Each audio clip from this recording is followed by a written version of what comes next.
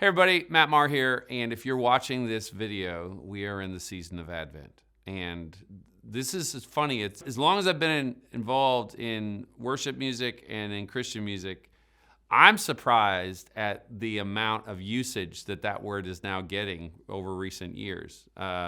From Christians of all different backgrounds and denominations, all of a sudden everyone's talking about Advent this and Advent that. But I know that some people are like, I don't know what that word means. What does it mean?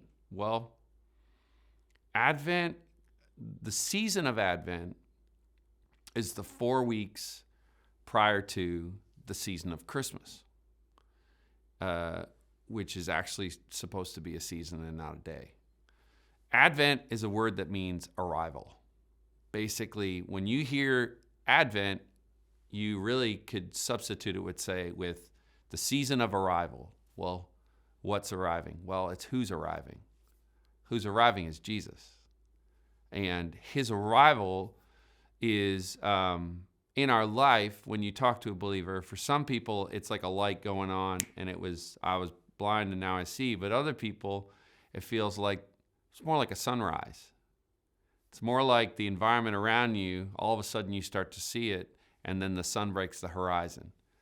And in some ways, that's what the season of Advent is. The season of Advent is the lights slowly getting turned on in a dark room, and then all of a sudden at Christmas, the sun breaks the horizon, and or a star, we should say, shining over a city called Bethlehem.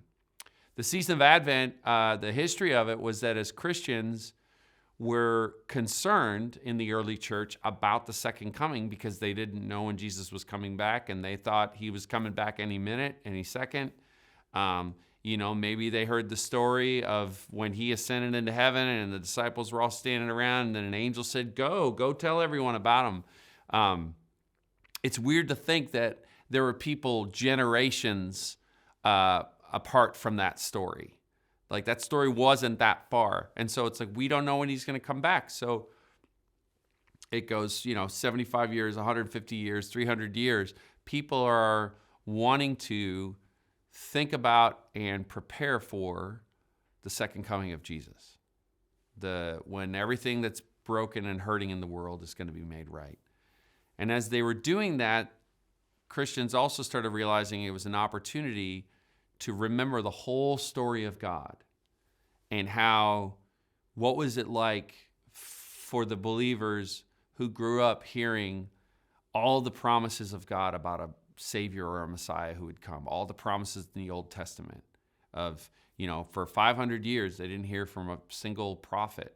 God was silent, and all of a sudden, here's this event that happens. And so the season of Advent really became a way to prepare people's hearts to celebrate the birth of Jesus and to also remember the fact that he's going to come back again.